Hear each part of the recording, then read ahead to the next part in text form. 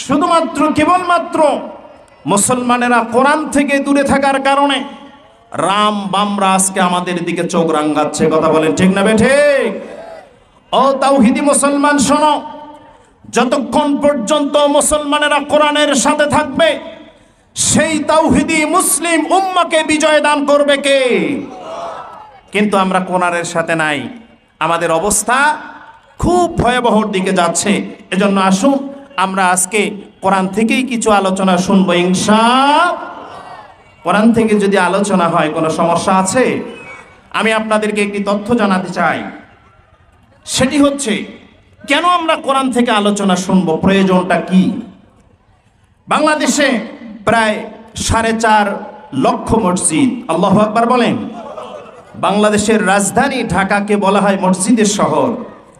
কতগুলো মসজিদ বাংলাদেশে? প্রায় 4.5 লক্ষ মসজিদ।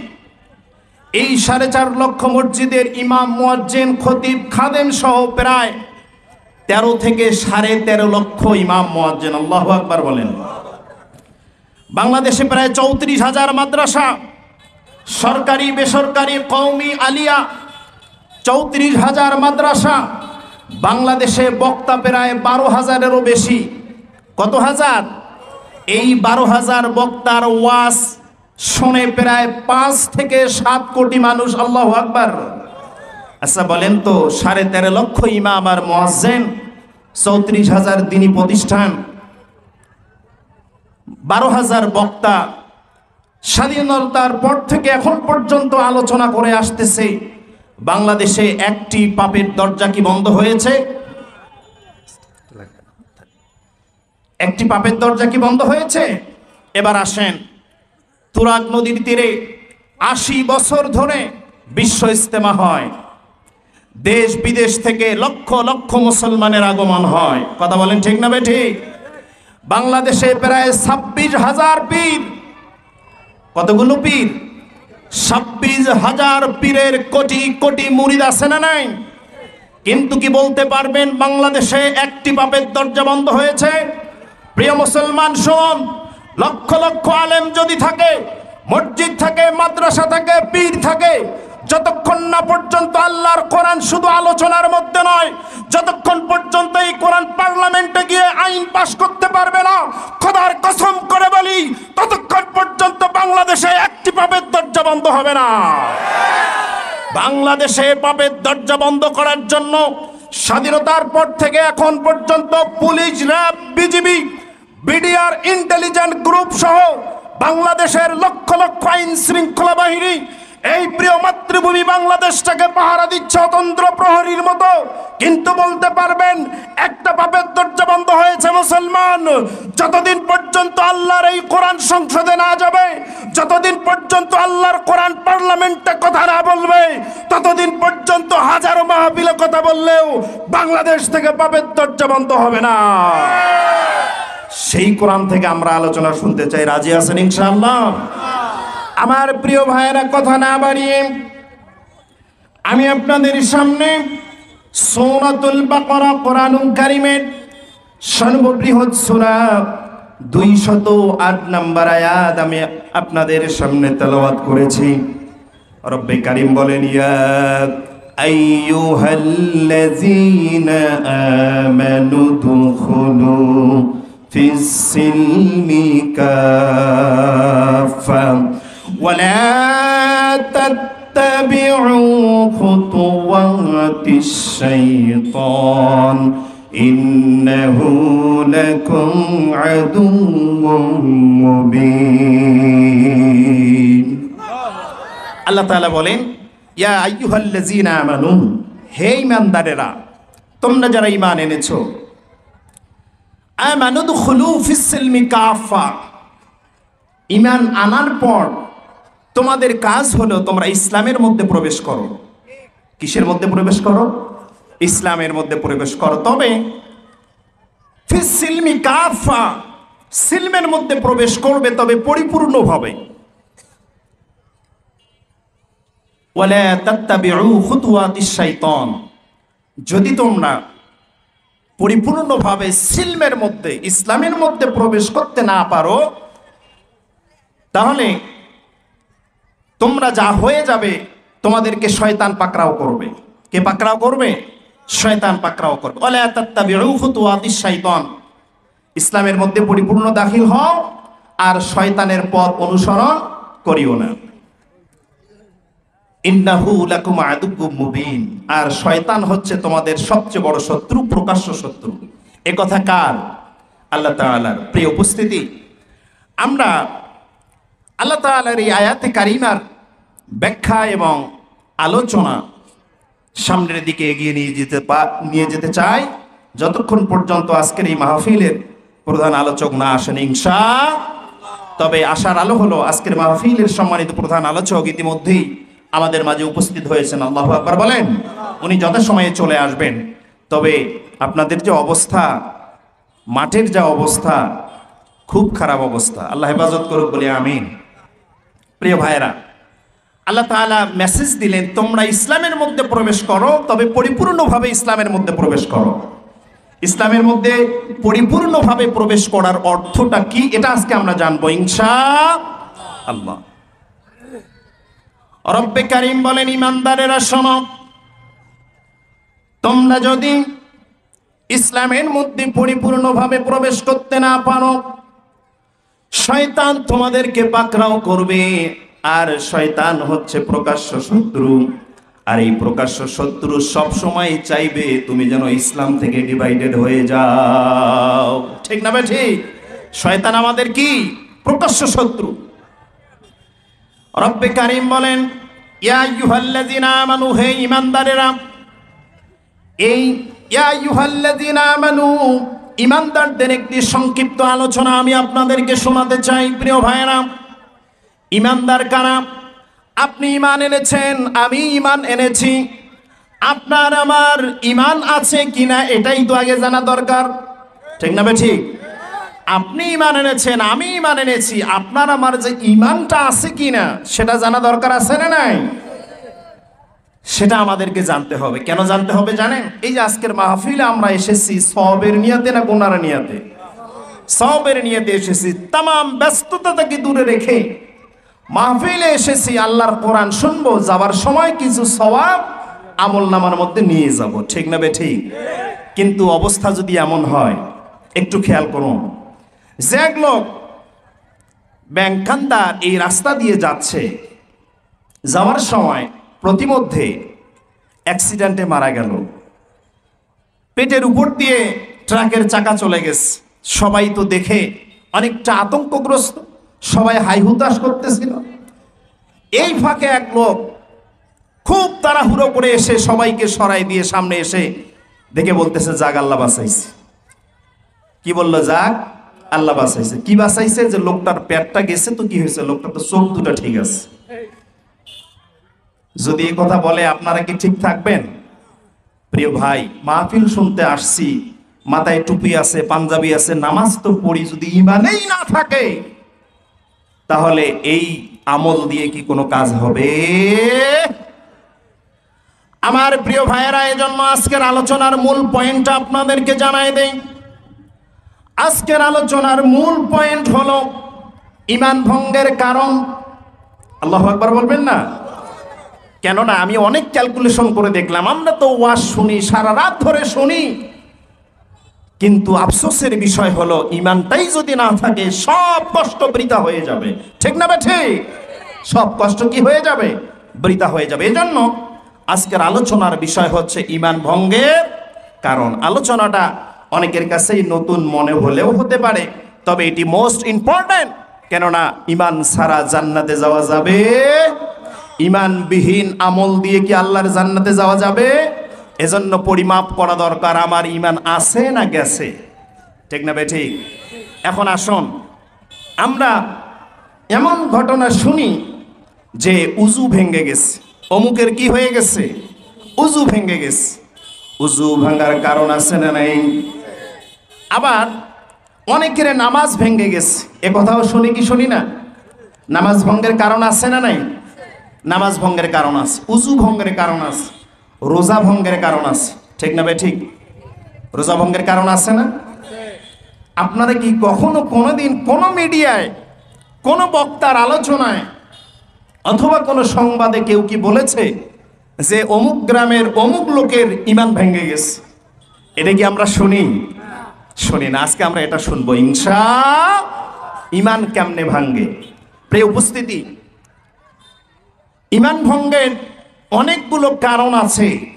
তার মধ্যে ইসলামী স্কলার, যারা বিজ্ঞ আলেম, মুফাসসিরিনে কেরাম, তারা পবিত্র কোরআনুল কারীম থেকে টপ 10 অর্থাৎ 10টা ঈমান ভঙ্গের কারণ বের করেছেন। চিল্লায়ে বলেন কয়টা? আরো জোরে। তাহলে আজকে আমরা আলোচনা করব ঈমান ভঙ্গের 10 কারণ। ঈমান ভঙ্গের কয় কারণ? কি কি কাজ করলে পরে ঈমানটা ভেঙে যায়? প্রশ্ন আসতে পারে, হুজুর আমার ঈমান ভাঙবে কেমনে? আমি তো নামাজ পড়ি, আমি তো রোজা রাখি, আমি তো হুজুরদেরকে দাওয়াত খোয়াই, মাহফিলে যাই। শুনুন, রব্বে কারীম সূরাতুল বাকারার 8 নম্বর আয়াতে কি বলেন?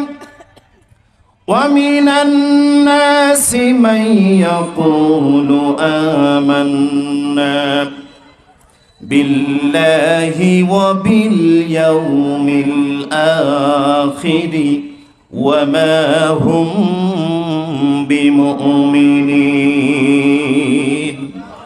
এই সূরা বাকারার 8 নম্বর আয়াত ঈমান ভঙ্গের দলিল। ঈমান ভঙ্গের কি দলিল? কেন? রব্বে কারীম বলেন ওয়ামিনান নাসি মাইয়াকুলু আমান্না। এমন কিছু লোক আছে তারা বলে আমান্না বিল্লাহ, আমরা আল্লাহর প্রতি ঈমান এনেছি, ওয়াবিল ইয়াউমিল আখির, এবং আখিরাতের প্রতি বিশ্বাসও স্থাপন করি। রব্বে কারীম বলেন নবীজি তাদেরকে জানায় দেন, যারা আল্লাহর প্রতি ঈমান এনেছে, পরকালে বিশ্বাস করে, এই দাবি যারা করে তাদেরকে আপনি জানায় দেন ওয়ামা হুম বিমুমিনিন, যদিও তারা আল্লাহর প্রতি ঈমান এনেছে, পরকালে বিশ্বাস করে, কিন্তু তারা মুমিন নয়। এর মানে ঈমানটা চলে গেছে। এর মানে ঈমানটা কি চলে গেছে। প্রিয় উপস্থিতি, তাহলে ঈমান যায় তার প্রমাণ আছে না নাই? ঈমান কি চলে যায়? কেমনে যায়?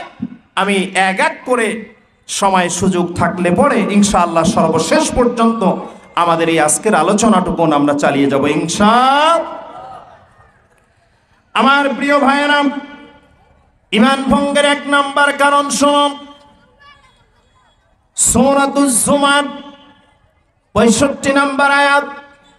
রব্বে কারীম বলেন وَلَقَدْ أُوحِيَ إِلَيْكَ وَإِلَى الَّذِينَ مِن قَبْلِكَ لَئِنْ أَشْرَكْتَ لَيَحْبَطَنَّ عَمَلُكَ وَلَتَكُونَنَّ مِنَ الْخَاسِرِينَ।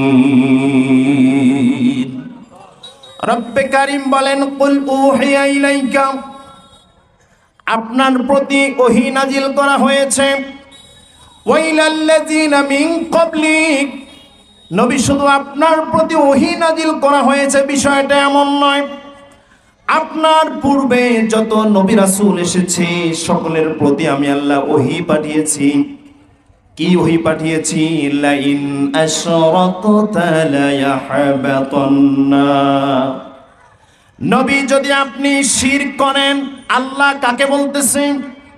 নবীজিকে বলতেছেন। নবীজিকে বলার মানে হলো নবীজিকে সামনে রেখে পিছনের যত মুক্তাদি আছে কিয়ামত পর্যন্ত যত মানুষ দুনিয়াতে আসবে তাদেরকে রব্বে কারীম জানাই দিলেন লাইন আশরাকতা, তোমরা যদি শিরিক করো লায়াহবাতান্না আমালুকা, তোমাদের সব কৃত কর্মগুলো আল্লাহ বিফল করে দিবে।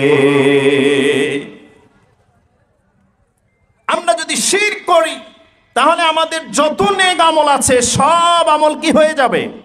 বরবাদ হয়ে যাবে। ওয়ালা তাকুনান্না মিনাল খাসিরিন, সেদিন শিরককারীরা বড় কষ্টের মধ্যে পড়ে যাবে, তাদের বড় ক্ষতি হয়ে যাবে। হযরত লোকমান হাকিম সন্তানকে নসিহত করলেন, লা তুশরিক বিল্লাহ, অবশ্য শিরিক করিও না, ইন্না শিরকা লাযুলমুন আযীম। পৃথিবীতে যত জুলুম আছে, পৃথিবীতে যত গুনাহ আছে, যত কবিরা গুনাহ আছে, তার চেয়ে সবচেয়ে বড় জুলুম হলো শিরক করা। নাউজুবিল্লাহ বলেন। এখন আসুন ব্যাখ্যায় যাই। শিরক মানে কি? শিরক মানে অংশীদার স্থাপন করা। কার সাথে অংশীদার স্থাপন করা?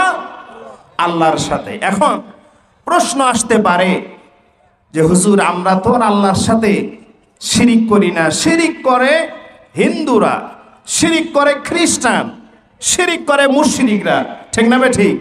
তারা মূর্তির পূজা করে, তারা দেবদেবীর পূজা করে। শিরক তো তারা করে, আমরা তো শিরক করি না। এমন প্রশ্ন জাগে কি জাগে না? তবে আমরা সব প্রশ্নের জবাব শুনবো আল্লাহর কোরআন থেকে। রাজি আছেন ইনশাআল্লাহ? আমার প্রিয় ভাইয়েরা, মুসলমান কেমনে শিরক করে শুনুন।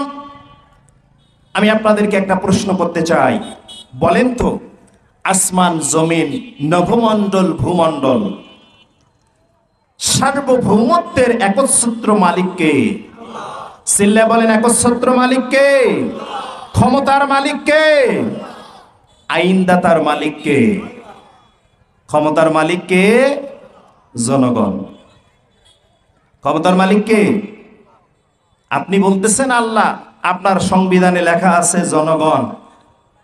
আল্লাহর কোরআনের আয়াত সাক্ষী, যেই মুসলমানেরা ঈমান আনার পর তার কনস্ট্রাকশন, তার সংবিধান, তার ঈমানের মধ্যে যদি একথা বিশ্বাস করে যে ক্ষমতার মালিক হলো জনগণ, এটা যত বড় জুব্বাওয়ালা হোক, এটা হচ্ছে সবচেয়ে বড় শয়তান, এটার ঈমান নাই।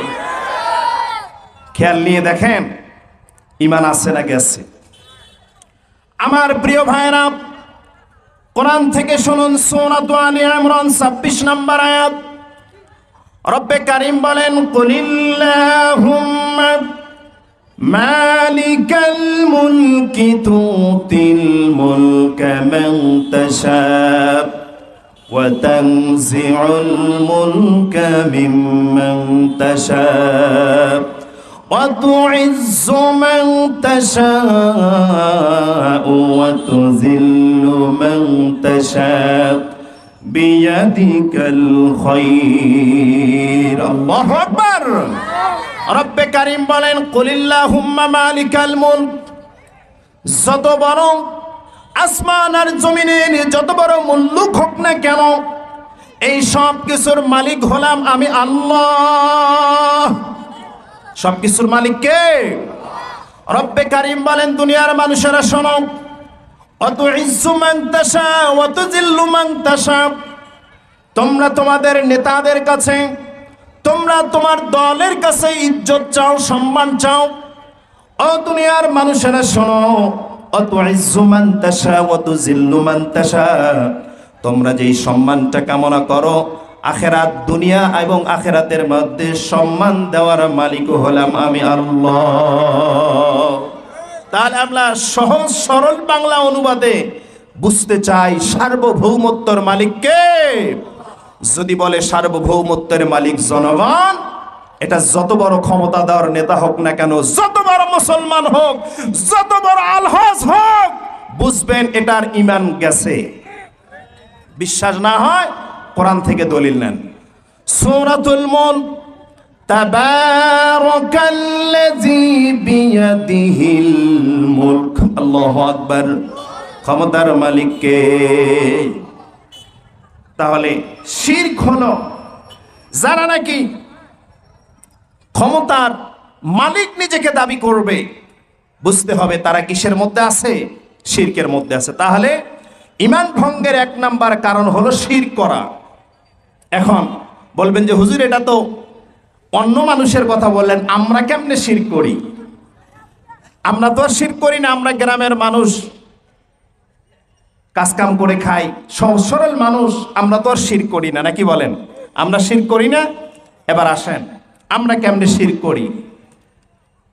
আপনি সকালবেলা বের হয়েছেন বাড়ি থেকে বের হওয়ার পর আপনি দেখলেন রাস্তায় এক মহিলা ঝাড়ু দিচ্ছে। কি দিচ্ছে? ঝাড়ু দিচ্ছে। এটা দেখার পর আপনি বলেন, কথা বলেন যে আজকে আমার যাত্রাটাই শেষ হয়ে গেল। কথা আমরা বলি কি বলি না? সকালবেলা ঝাড়ু দেখলে যাত্রা কি হয়? নষ্ট হয়। এই আকীদা আমাদের আছে না নাই? যদি সকালবেলা বের হয়েছেন আর একজন মহিলা রাস্তায় ঝাড়ু দিচ্ছে, এই জন্য আমার যাত্রাটা নষ্ট হয়ে যাবে, এই আকীদা যদি পোষণ করেন, এটাও হলো শিরকের অন্তর্ভুক্ত। নাউজুবিল্লাহ বলেন। আরো গুরুত্বপূর্ণ বিষয় হলো বিয়েতে আমরা মোহর করি। বিয়েতে কি করি? মোহর করি। এখন সব বিয়েতে প্রায় মোহর করার সময় 5,05,525 টাকা। 500 কত? 25 টাকা। আমি জিজ্ঞাসা করছিলাম, ভাই 25 টাকা 5 লক্ষ হলে হয় না? কয় না হুজুর, বুঝবেন না, ভেজাল আছে। ভেজাল কি? বেজোর না হলে এই সংসারে টিকবে না। এমন কথা সমাজে আছে না নাই? ভাই আছে না নাই? যদি আপনার আকীদা এমন হয় যে বেজোর সংখ্যা মোহরে না হলে বিয়েটা ভেঙ্গে যাবে, বুঝতে হবে আপনি শিরকের মধ্যে আছেন। আরো গুরুত্বপূর্ণ বিষয় শোনেন। সকালবেলা আপনি বাজারে গিয়েছেন, কাউয়ামারি বাজার, গিয়ে এক দোকানদার ভাইয়ের কাছে গিয়ে বললেন, ভাই আমাকে, আমার বাড়িতে মেহমান আসছে সকাল সকাল, তো আমাকে কিছু সওদাপাতি লাগবে, কিছু খরচ লাগবে। দোকানদার সবেমাত্র দোকান খুলেছে। দোকানদার বলবে যে, ভাই এটা একটা কথা বললে, বাকি তো আমি দিতে পারবো না। কি দিতে পারবো না? বাকি দিতে পারবো না। কেন? কয় সকালবেলা শুরুতে যদি বাকি দেই তাহলে তো সারাদিন আমাকে বসে থাকতে হবে। কথা বলার মানুষ আছে না নাই? কথা বলে কি বলে না? যদি সকালবেলা বাকি দিলে সারাদিন বসে থাকতে হয়, ব্যবসা ভালো হবে না। ওর তাকদির কি ঠিক আছে? ওর ইমান কি ঠিক আছে? ইমান গেছে। এর মানে সকালবেলা দোকান খোলার শুরুতে আপনারা আবার এই চান্সে থাকিয়েন না আগামীকালকে থেকে যে হুজুর যেহেতু ওয়াজ করছে টাকা ছাড়াই যাব, এই চান্সে থাকবেন নাকি? কিন্তু এই আকীদা যে পোষণ করবে তার ইমানটা চলে যাবে। শুনুন, আপনাদের কাছে খুব স্বাভাবিক মনে হচ্ছে কথাগুলো, তবে নবী আকরাম সাল্লাল্লাহু আলাইহি ওয়াসাল্লাম বলেছেন, অন্ধকার কালোর মধ্যে যদি একটা পাথর, কালো পাথর বসানো হয়, আর সেই কালো পাথরটার উপর দিয়ে ছোট্ট একটি কালো পিঁপড়া হেঁটে যায়, তাহলে কি তোমরা এত সহজে দেখতে পারবে? সাহাবা আজমাইন বললেন, ইয়া রাসূলুল্লাহ, এটা তো দেখা দুষ্কর ব্যাপার। নবী আকরাম সাল্লাল্লাহু আলাইহি ওয়াসাল্লাম বললেন, সাহাবীরা শোনো, ইমানের মধ্যে শিরক হচ্ছে এমন, অন্ধকারের অমানিসার মধ্যে ছোট্ট কালো পোকা কালো পাথর দিয়ে হাঁটলে যেমন দেখা যায় না, আমাদের অনেক মুসলমান আছে যাদের ইমান চলে গেছে, বোঝা যায় আমলের মধ্যে শিরক। রিয়া, লোক দেখানো, লৌকিকতা, এটাও একটা শিরক। লোক দেখানোর মানুষ আছে না নাই? আছে। এরপরে আসেন, চতুর্থ নাম্বার হলো আমাদের সমাজে সবচেয়ে উল্লেখযোগ্য একটি বিষয় হলো যে আপনি যদি কারো কাছে বাঁশ নিতে যান, বাঁশ, রবিবার যদি যান, আপনাকে বাঁশ দেবে? রবিবারে বাঁশ কাটা যায় না। আমি এই আলোচনাটা নোট করতে গিয়ে আমি এটার একটু ভিতরগত মজ্জা কি এটা জানার জন্য গেলাম। তখন পেলাম যে গ্রামের মধ্যে এক ভদ্রলোক ছিল, যিনি খুব কৃপণ মানুষ, সম্পদের অভাব নাই, কিন্তু মসজিদ মাদ্রাসায় দান করবে না। এরকম মানুষ তো এইদিকে নাই, কি বলেন? খুব কৃপণ মানুষ। তো রবিবার, ওই দিনটা ছিল রবিবার, গ্রামের এক খুব অসহায় মানুষ গেছে তার কাছে, গিয়ে বলতেছে, মহাজন আপনার কাছে আসছি, যদি একটু মেহেরবানি করে আমাকে একটা বাঁশ দিতেন, আমি আমার ঘরের চালটা ঠিক করতাম। তো বলছে যে ও তো আসলে দিবে না, কৃপণ মানুষ। তা বলছে যে না, আজকে তো রবিবার, আজকে বাঁশ কাটা যাবে না, তুই যা, বৃহস্পতিবার আসিস। বেচারা গরিব মানুষ চলে গেছে, আবার বৃহস্পতিবার আসছে, এসে বলে, মহাজন আপনি বলছেন বৃহস্পতিবার আসার জন্য। কয়, পাগলা, বৃহস্পতিবার বাঁশের ফুল ফুটে, ফুল। বলে কি বলে না? আসলে সে তো বাঁশ দেবে না, ওই যে কৃপণ বাঁশ দেবে না, সেটাই আমাদের জন্য দলিল হয়ে গেছে রবিবারে আর বাঁশ কাটা। এই আকীদা যদি আমাদের থাকে তাহলে বুঝতে হবে আমাদের ঈমান চলে গেছে। পঞ্চম নাম্বার খুব ভয়ানক, সেটি হচ্ছে মৃত মানুষের কাছে কিছু চাওয়া। কার কাছে চাওয়া? মৃত মানুষের কাছে চাওয়া। দে রে বাবা দে, একটা বেটা দে। এই গ্রুপের লোক আছে না নাই?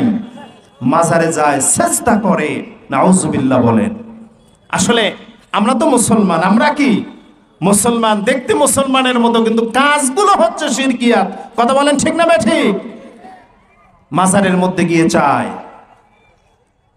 আমরা কেমন মুসলমান একটু এক্সাম্পল দিলে বুঝতে সহজ হবে। এই ব্যাংকান্দা বাজারে অথবা কাউয়ামারি বাজারে ইউরিয়া সার পাওয়া যায় না ভাই? ইউরিয়া সার পাওয়া যায়।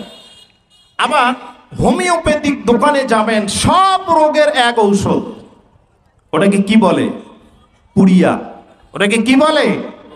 পুড়িয়া। পুড়িয়া আর ইউরিয়া সার দুইটার কি কোনো তফাৎ আছে? দেখতে কি তফাৎ আছে?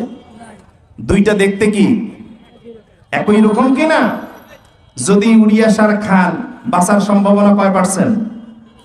আর যদি পুড়িয়া খান তাহলে ভালো হওয়ার সম্ভাবনা আছে না নাই? আসলে আমরা আমলে দেখতে মুসলমানের মতো, তবে মুসলমান নয়। কথা বলেন ঠিক না ঠিক? আমরা দেখতে মুসলমানের মতো, কিন্তু আমাদের কাজকর্ম সাক্ষ্য দেয় যে আমরা মুসলমান না। যদি আমরা মুসলমান হতাম, ফিলিস্তিনের নিরীহ শিশু সন্তান সহ আমার মুসলমান ভাইদের উপর পৃথিবীর শ্রেষ্ঠ সন্ত্রাস ইসরায়েল হামলা করতে পারত না। কথা বলেন ঠিক না ঠিক? আমরা ইমানটাকে হারিয়ে ফেলেছি, শিরকিয়াত ইমান নিয়ে বেঁচে আছি, আর আমরা দাবি করি আমরা মুসলমান।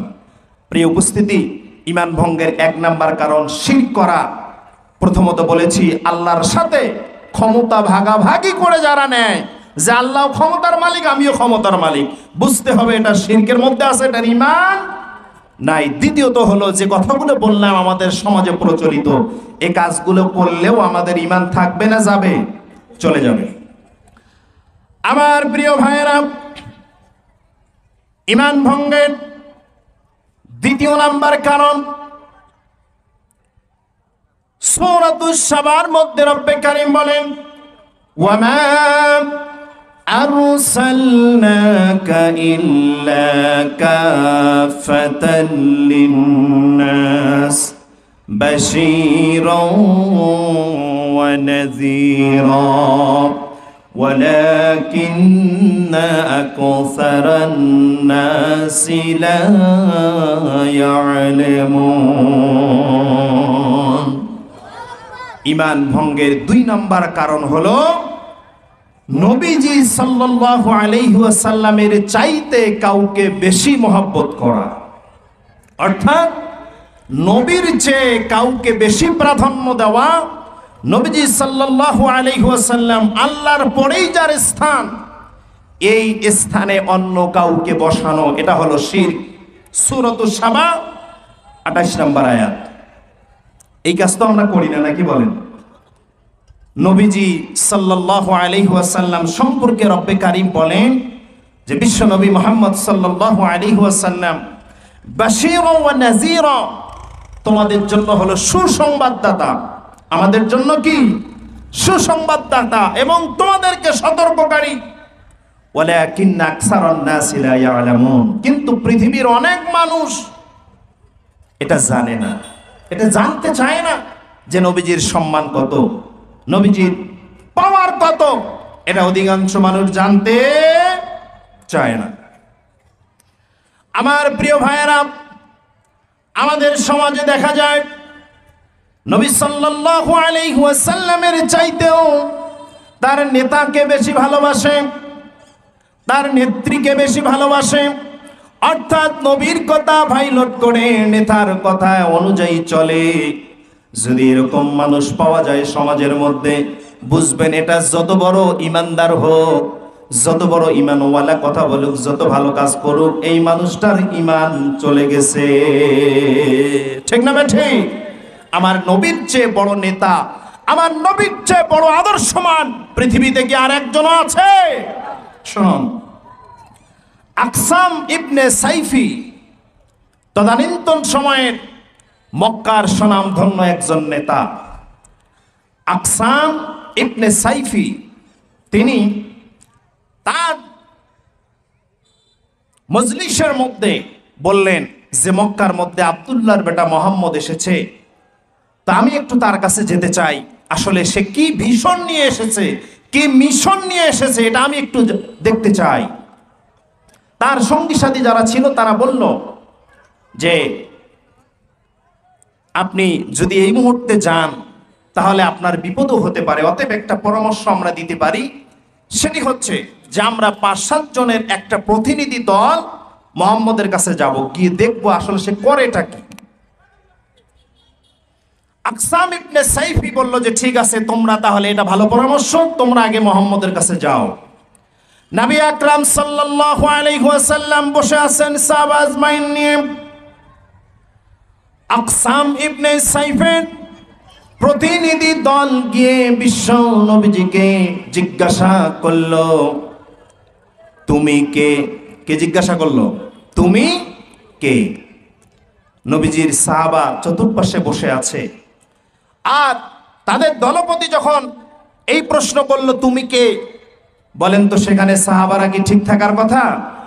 কোন সাহাবা কোনো কথা বললেন না। অথচ আমাদের সমাজের নেতা যারা আছে, আমরা যাদেরকে নেতা মানি, যদি কোনো একজন গিয়ে নেতাকে বলে এই তুই কে, ওর অবস্থা কি ঠিক থাকবে?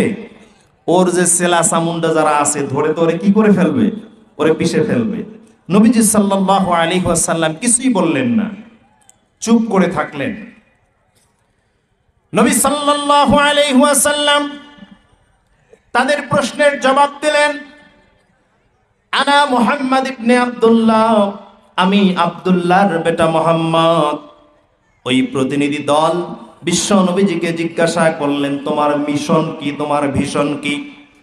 নবী সাল্লাল্লাহু আলাইহি ওয়াসাল্লাম জবাব দিলেন, হুয়াল্লাযী আরসালা রাসূলাহু বিল হুদা ওয়া দীনিল হাক্কি লিইযহিরাহু আলাদ দীনি কুল্লিহি ওয়ালাউ কারিহাল মুশরিকুন। নবী আকরাম সাল্লাল্লাহু আলাইহি ওয়াসাল্লাম বললেন আমার ভীষণ হলো আল্লাহ পাক আমাকে সত্য নবী সহকারে পাঠিয়েছে এই পৃথিবীর জমিনে। অনেকগুলো মানুষের তৈরি করা তন্ত্র মন্ত্র পৃথিবীতে প্রতিষ্ঠিত আছে, লিউযহিরাহু আলাদ দীনি কুল্লিহি, এই সব তন্ত্র মন্ত্রের মূলোৎপাটন করে দিয়ে আলাদ দীনি কুল্লিহি, আল্লাহর দ্বীনকে প্রতিষ্ঠা করার জন্যই আমি মুহাম্মদ দুনিয়ায় আগমন করেছি। একথা শোনার পর প্রতিনিধি দল চলে গেলেন আকসাম ইবনে সাইফের কাছে। এই প্রতিনিধি দল বিশ্ব নবীজি সাল্লাল্লাহু আলাইহি ওয়াসাল্লাম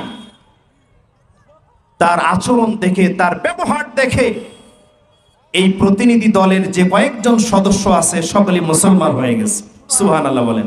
মুসলমান হয়ে যাওয়ার পর আকসাম ইবনে সাইফের কাছে এসে বলল যে মহারাজ আমরা তো গেছি, বলল সংবাদ কি? বলল যে এই এই ঘটনা।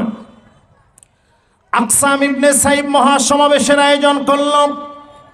সেই মহাসমাবেশের মধ্যে ওই প্রতিনিধি দল বড় চিন্তার মধ্যে পড়ে গেল, বলল যে না জানি আমাদের কাছে কোন বিপদ হয়ে যায়। কিন্তু আকসাম ইবনে সাইফ বলল ভয়ের কোনো কারণ নাই। ও দুনিয়ার মানুষেরা শোনো, মুহাম্মদ সাল্লাল্লাহু আলাইহি ওয়াসাল্লাম হলেন সবচেয়ে চরিত্রবান একজন মানুষ। অতএব আমার যারা সাঙ্গপাঙ্গ আছো, আমার ডানে বামে যারা আছো, এই সমাবেশের মধ্যে আমি ঘোষণা করতে চাই আমরা সকলে মিলে মুহাম্মদের কাছে গিয়ে তার জবান থেকে কালিমা পড়তে পড়তে আমরা ঈমান নিয়ে আসব। সুবহানাল্লাহি ওয়া বিহামদিহি। এরকম একজন নেতা, এরকম একজন লিডার থাকতে পৃথিবীতে যদি কোনো মানুষ অন্য কোনো নেতা, অন্য কোনো লিডারকে মনে করে যে তার চরিত্র নবীর চরিত্রের চেয়েও ভালো, বুঝতে হবে কোরআন সাক্ষী এটার ঈমান। এরকম মানুষ আছে না নাই? যে নবীর চেয়েও তার নেতা বড়, আমার নেতার চরিত্র ফুলের মতো পবিত্র নামাজ পড়ে না, সারা জীবনে এক ওয়াক্ত, গাঞ্জা খায় 5 ওয়াক্ত, আছে না নাই? এই সমস্ত নেতার যারা কর্মী, ওই নেতারও ঈমান নাই, কর্মীরও ঈমান। আমার প্রিয় ভাইরা, রাসূল আকরাম সাল্লাল্লাহু আলাইহি ওয়াসাল্লাম এই পৃথিবীর সকলের জন্য হলেন আদর্শিক নেতা। রব্বে কারীম বলেন, ওয়া ইন্নাকা লাআলা খুলুকিন আযীম। আমার নবী হলো পৃথিবীর সবচেয়ে চরিত্রবান একজন মানুষ। সুবহানাল্লাহ। এজন্য মানুষেরা, ও দুনিয়ার মুসলমানেরা, তোমাদের ঈমান গেছে এজন্য যে নবীজিকে তোমরা নেতা হিসাবে মানতে পারো। নবীজির ভালোবাসার জন্য ওমরের মতো জীবন দিতে হবে, ওসমানের মতো সম্পদের কোরবানি করতে হবে, আলীর মতো জীবন দিয়ে শহীদ হতে হবে। নবীজি সাল্লাল্লাহু আলাইহি ওয়াসাল্লামকে ভালোবাসতে গিয়ে তার চাচা 70 টুকরা হয়েছে। কথা বলেন ঠিক না বেঠিক? সেই নবীজিকে ভালোবাসতে গিয়ে, আরে আমার নবীর পেট কিন্তু, আমার নবীর পেট পাথর দিয়ে বাঁধা ছিল, আমার পেট কি তার চেয়ে বেশি দামি নাকি? আমার নবীর দাঁত মোবারক শহীদ হয়েছিল, আমার দাঁত কি তার চেয়ে বেশি দামি নাকি? আমার নবী রক্ত ঝরিয়েছে, আমার শরীরের রক্ত কি তার চেয়ে বেশি দামি? আমার নবীর চাচাকে 70 টুকরা করেছে, এমনকি তার কলিজাটাকে পর্যন্ত চিবে খেয়েছে। আমার নবীর চাচার চেয়ে আমার বাপ, আমার দাদা বেশি দামি? আরে আমার নবী কাবা সাধতে পেরেছে, আমার বাড়ি, আমার ঘর, আমার দেশ কি কাবার চেয়ে দামি নাকি? ও মুসলমানেরা শোনো, এই নবীর আদর্শকে পৃথিবীতে বাস্তবায়ন করতে গিয়ে যদি জীবন দিতে হয়, যদি শহীদ হতে হয়, কারা কারা রাজি আছো? 2 হাত তুলে আল্লাহকে দেখাও।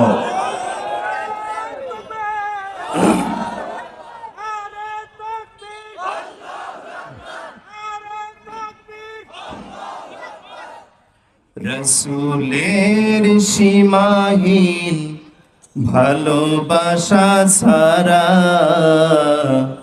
ঈমানের এতটুকু নেই দাম নেই। ঠিক না বেঠিক? বিশ্ব নবীজি হেঁটে যাচ্ছেন, ওমরের হাতটা ধরলেন। সুবহানাল্লাহ বলেন। কার হাত ধরলেন? ওমরের হাত ধরলেন। ওমর বলতেছে, ইয়া রাসূলুল্লাহ, আমি আপনাকে আমার জীবনটা বাদ দিয়ে আমার পিতামাতা, আমার সন্তান সব কিছুর চেয়ে বেশি ভালোবাসি। নবীজি হাতটা ছেড়ে দিলেন, বললেন যে, ওমর, তুমি এখনো পরিপূর্ণ ঈমানদার হতে পারো নাই। ওমর রাদিয়াল্লাহু তাআলা আনহু বললেন, ইয়া রাসূলুল্লাহ, আমি আমার জীবনের চাইতে বেশি আপনাকে ভালোবাসি। নবীজি বললেন, হ্যাঁ ওমর, হ্যাঁ, এখন তুমি ঈমানদার হয়েছো। সুবহানাল্লাহ বলেন। লা ইউমিনু আহাদুকুম হাত্তা আকুনা হাব্বা ইলাইহি মিন ওয়ালিদিহি ওয়া ওয়ালাদিহি ওয়ান নাসি আজমাইন। পৃথিবীর সব নেতা নেত্রীর চেয়ে সবচেয়ে বেশি ভালোবাসতে হবে আমার নবীকে। কথা বলেন ঠিক না বেঠিক? আমার নবীর ভালোবাসা বাদ দিয়ে অন্য কোন নেতা নেত্রীর পিছনে ঘুরে তুমি যদি বাইতুল মুকাররম নয়, কাবা ঘরে গিয়ে নামাজ পড়ো, তোমার নামাজ আল্লাহর দরবারে কবুল হবে না। কেন কবুল হবে না? শুনুন, আব্দুল্লাহ ইবনে উবাই ইবনে সালুল পৃথিবীর অন্য কোন ইমামের পিছনে নামাজ পড়েনি, সরাসরি বিশ্ব নবীর পিছনে নামাজ পড়েছে। কথা বলেন ঠিক না বেঠিক? শুধু তাই নয়, এই আব্দুল্লাহ ইবনে উবাই ইবনে সালুলকে যে কবর দেওয়া হয়েছে, বিশ্ব নবীজির জুব্বাটা পর্যন্ত তাকে দিয়ে কবর দেওয়া হয়েছে। লোকটা জান্নাতি না জাহান্নামী? বিশ্ব নবী সাল্লাল্লাহু আলাইহি ওয়াসাল্লাম গেলেন আব্দুল্লাহ ইবনে উবাইয়ের পাশে, কবরের মধ্যে গেলেন। নবীজি সাল্লাল্লাহু আলাইহি ওয়াসাল্লাম 2 হাত তুলে দোয়া করবেন। সূরাতুত তাওবার 80 নম্বর আয়াত, ইস্তাগফির লাহুম আও লা তাস্তাগফির লাহুম ইন তাস্তাগফির লাহুম 70 মাররা।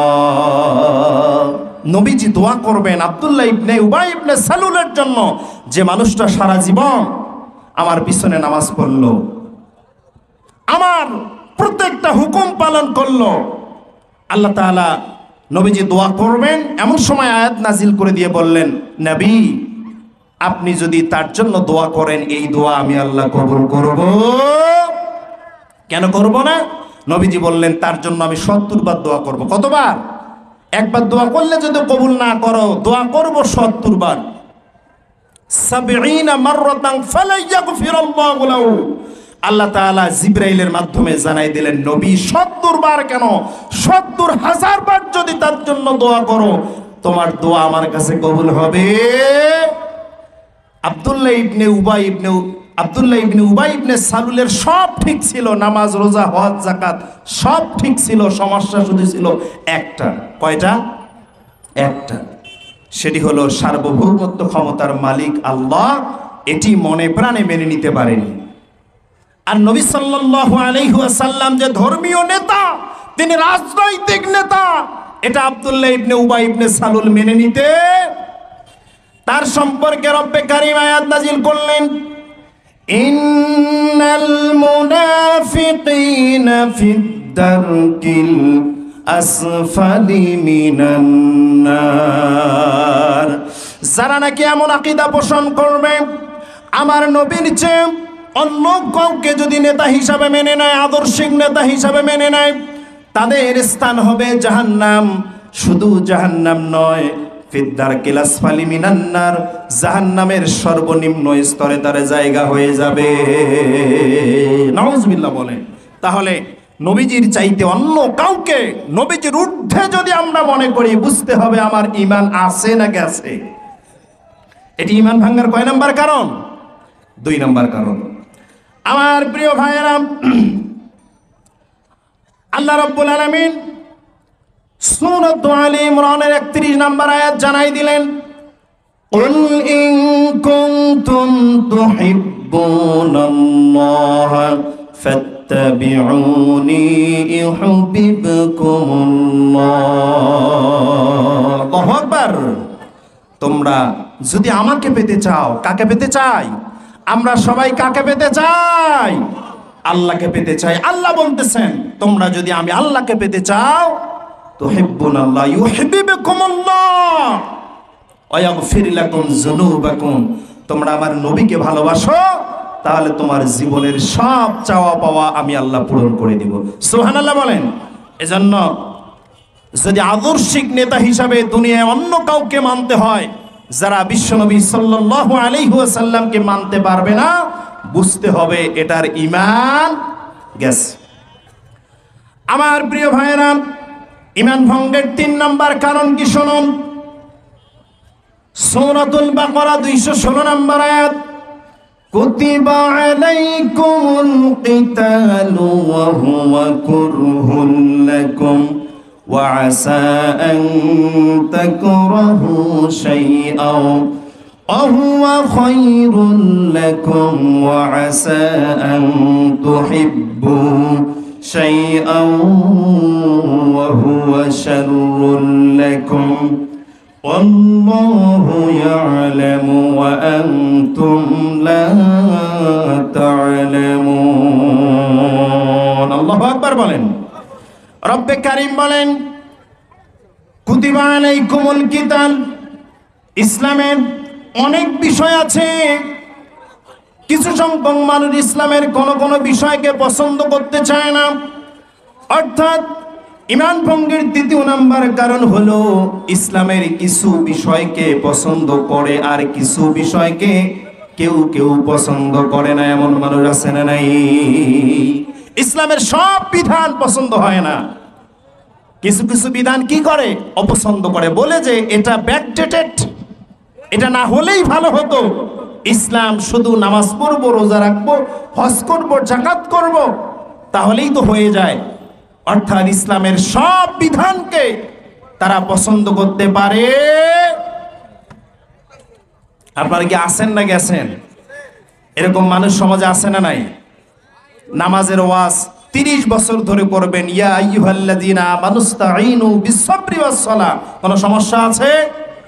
পীর সাহেবরা খানকার মধ্যে ওয়াজ করবে, জিকিরের তালিম দিবে, কোনো সমস্যা আছে? 30 থেকে 40 বছর, 50 বছর পর্যন্ত ইয়া আইয়ুহাল্লাযীনা আমানু কুতিবা আলাইকুমুস সিয়াম, রোজার ওয়াজ করবে ইমাম সাহেব, কোনো সমস্যা আছে? কোনো সমস্যা আছে? কোনো সমস্যা নাই। হজের আলোচনা করবে ইমাম সাহেব, কোনো সমস্যা আছে? না। কিন্তু যখন ইমাম সাহেব বলবে কুতিবা আলাইকুমুল কিতাল, তোমাদেরকে জিহাদ করতে হবে, তখনই কিছু মানুষের মেজাজ গরম হয় কি হয় না? কিছু মানুষ সহ্য করতে পারে না। কথা বলেন ঠিক না ঠিক? যদি এরকম মানুষ আপনাদের সমাজে থাকে, বেগুন তো আর সবাইকে ভালো লাগে না। বেগুন কিন্তু একটা সুস্বাদু খাবার, কিন্তু যার অ্যালার্জি আছে ওর কি ভালো লাগবে? ওই বেগুন যত সুন্দর করেই রান্না করে দেন, কোনো কাজে দেবে না। আমার ভাইরা, আল্লাহ তাআলা বলেন যে ইসলামের কিছু কিছু বিধানকে যারা অপছন্দ করবে, কিছুকে পছন্দ করবে আর কিছু অপছন্দ করবে, বুঝতে হবে তাদের ঈমান চলে গেছে। যেমন শুনুন, বিশ্বনবী সাল্লাল্লাহু আলাইহি ওয়াসাল্লাম 1400 সাহাবী নিয়ে রওনা করলেন, মক্কার দিকে হজ করবেন। এমন সময়